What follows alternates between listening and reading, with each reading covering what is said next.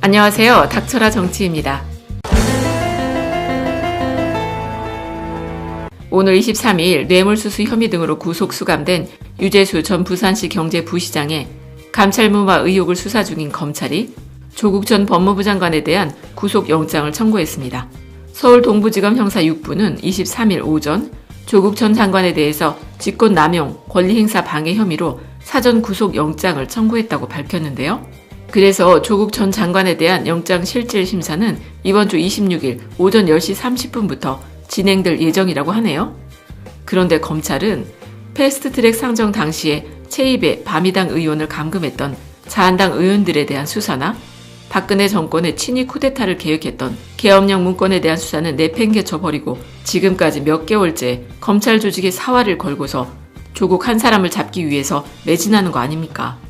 게다가 어떻게 그렇게 영장 청구 시점을 기가 막히게 딱딱 맞추는지 정경심 교수 기소는 조국 장관 청문회 당일에 했었죠. 그리고 조국 장관 가택 압수수색은 문재인 대통령의 외교 순방 일정에 맞춰서 진행을 하더니 조국 전 장관에 대한 영장 청구도 문재인 대통령이 한중일 정상회담을 위해 출국한 오늘 딱 맞춘 듯이 나왔으니까 이쯤 되면은 정말 노린 게 아니라면 이렇게 하기도 어렵겠다는 생각이 드는 게 아니 어떻게 한두 번도 아니고 번번이 대통령께서 굵직한 외교적 현안을 가지고 나라를 비울 때마다 이런 일이 일어나냐는 것이죠. 안 그래도 우리 언론에서는 문재인 대통령의 외교 성과를 잘 알려주지도 않는데 검찰까지 나서서 이러고 있으니 참고로 지금 조국 전 장관 부인인 정경심 교수에 대해서 표창장 위조와 금융관리법 위반에 대한 재판이 진행 중에 있어요. 그리고 또 오촌 조카에 대한 재판, 그러니까 정경심 교수를 공범으로 적시한 코링크 피의 실소유주 논란의 재판도 진행되고 있는데 그동안 검찰에서는 뭐라고 했나요? 언론에 알려주지 않은 한 방이 있다며 큰소리 땅땅 치지 않았습니까? 그런데 재판이 막상 시작되고 나니까 검찰이 가진 증거는 하나도 없고요. 모두 다 관계자들의 진술에 의존해 있더라는 겁니다. 오죽했으면 표창장 위조건에 대해선 헌정사상 유례가 없는 2중 기소, 3중 기소가 진행될 상황이 있어요. 더구나 표창장 위조 사건이 시작된 계기가 최성해 전 동양대 총장의 진술 때문 아니었습니까? 그렇게 한 사람의 진술만 믿고서 덜컥 기소를 했는데 알고 보니까 그 최성해 총장이 학력을 위조했다고 교육부에서 발표까지 했으니 그 사람 진술이 과연 신빙성을 확보할 수 있냐며 국민들이 분노하는 것이죠. 그리고 또 언론에서는 많이 다루진 않았지만요. 조국 전 장관 오촌 조카에 대한 재판도 보면은 이게 코미디인가 싶을 정도로 우리나라 검찰이 웃겨도 이렇게 웃길 수가 없어요. 오촌 조카 재판 첫날에 검찰 쪽 증인을 신문하는 과정 때 증인이 자기는 조범동에게 보고한 적이 없다고 하면서 검찰이 생각했던 거랑 전혀 다른 답변을 하니까 검사가 당황을 하더니 실소유주라고 안 했냐? 하고 물었다는 겁니다. 그랬더니 또 이 증인이 참고로 이 증인은 회사에서 공시 관련 일을 하는 사람이니까 이 부분에 대해선 아주 전문적인 지식을 가진 사람이에요. 어쨌든 이 증인이 처음에는 오촌 조카 조범동 씨가 코링크 피의의 실소유주라고 생각을 했는데 검찰 조사를 받으며 이런저런 질문을 듣다 보니까 그럼 실소유주가 조범동이 아니라 전 대표 우모 씨와 같다는 생각이 들더라는 겁니다. 그러니까 검찰은 사모펀드 의혹 수사와 관련된 오촌 조카 조 씨를 코링크 피의 WFM의 실소유주라고 전제를 깔고서 수사를 진행해 왔는데 이번 법정 진술에서 검찰이 세운 증인을 통해서 프레임이 깨졌다는 거예요. 그렇게 검찰은 아무런 증거도 없이요. 오직 참고인들의 증언에만 의존해 재판을 치르려다 보니까 이런 웃지 못할 사태가 생기는 거 아니겠습니까? 그러니까 우리나라 사법 권력의 핵심 틀을 쥐고 있다는 검찰의 수준이 이러니 우리 국민들로선 이런 코미디 같은 현실을 어떻게 받아들여야 하는지 정말 답답한 상황이라는 것이죠. 그리고 또 지금 조국 전 장관을 구속하려는 일명 청와대 감찰 무마 사건도 마찬가지 행태를 보이고 있는데요. 유재수 전 부시장을 구속할 때도 언론을 통해 흘러나왔던 말이 조국 전 장관의 감찰 중단을 지시했다는 취지의 진술을 확보했다는 거였죠. 그러면서 또 청와대나 금융이 할 것 없이 여기저기 압수수색을 했지만 이렇다 할 증거를 찾아냈다는 소리는 들리지도 않아요. 더구나 얼마 전에는 김경수 경남도지사까지 참고인으로 조사하면서 유재수 전 부시장이 텔레그램 대화방에서 김경수 지사와 윤건영 청와대 국정상황실장과 천경득 청와대 선임 행정관 등과 금융위원회 인사를 논의했다는 의혹을 집중적으로 캐물으면서 김경수 지사가 유재수 전 부시장에 대한 청와대 특별감찰반에 감찰이 중단되는 과정에 개입을 했는지 그 여부도 조사를 했다고 합니다.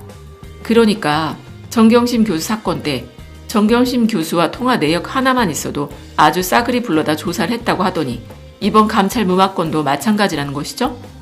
물론 김경수 지사는 당연히 그런 의혹은 사실이 아니라고 진술했다고 하지만 언론에서는 꼭 검찰이 이미 조국 민정수석 지시로 감찰이 중단됐다는 취지의 진술을 다소 확보했다며 보도를 해대고 있어요. 즉 이런 상황은 검찰의 수사가 진실 규명을 위한 게 아니라 한 가지 목표를 정해놓고서 돌진하는 것 아니겠습니까? 이쯤 되면은 검찰 머릿속에는 오직 어차피 범인은 조국이라는 결과만 들어있는 것 같아요. 더구나 조국 전 장관에 대한 영장 청구가 신청이 되니까 자한당에서는 또 어김없이 논평을 내서는 이제 조국은 꼴이고 몸통이 누구인지 밝혀내는 일만 남았다고 하는데 자한당에서는 그동안 입만 열었다 하면은 문재인 정권이 국정농단을 했다고 하잖아. 그러니까 이거는 뭐냐고. 검찰과 자한당에서요 서로 손잡고 청와대를 목표로 돌격하는 상황 같은 것이죠. 그래도 정말 다행스러운 게 오늘 발표된 리얼미터의 대통령 국정수행 평가 여론조사를 보면요. 참고로 다들 아시겠지만 여론조사 기관 중에서 리얼미터는 자한당 지지율이 제일 높게 나오고 대통령 지지율은 가장 낮다는 건 알고 계시죠? 그런 리얼미터 이번 주간 집계에서요. 문재인 대통령이 국정 운영을 잘하고 있다고 생각하는 사람이 47.6%나 나왔다는 겁니다. 더구나 지난주 조사 땐 긍정평가가 49.3%로 부정평가 46.9%를 앞지르기도 했어요.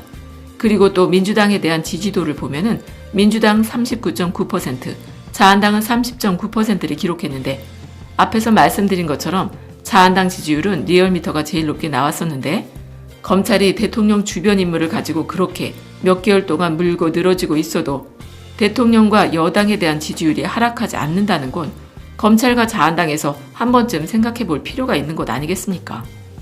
아니 이런 여론조사를 보면은 검찰과 자한당이 제기한 의혹에 대해서 우리 국민들은 사실로 받아들이지 않고 있다는 거잖아. 어쨌든 이제 검찰이 조국 전 장관에게 구속영장을 청구했다고 해도요. 솔직히 놀랍지도 않고요. 더 솔직히 이번 문재인 대통령이 한중일 정상회담을 떠나는 오늘이요. 조국 전 장관한테 영장 청구할 줄 이미 국민들이 예상하고 있는 일 아니었습니까? 더구나 또 영장 전담 판사가 권덕진, 유재수 전 부시장을 구속시킨 그 판사라고 하니까 뭔가 검찰 쪽에서도 안심하고 있지 않을까 싶어서 걱정이 되긴 하는데요.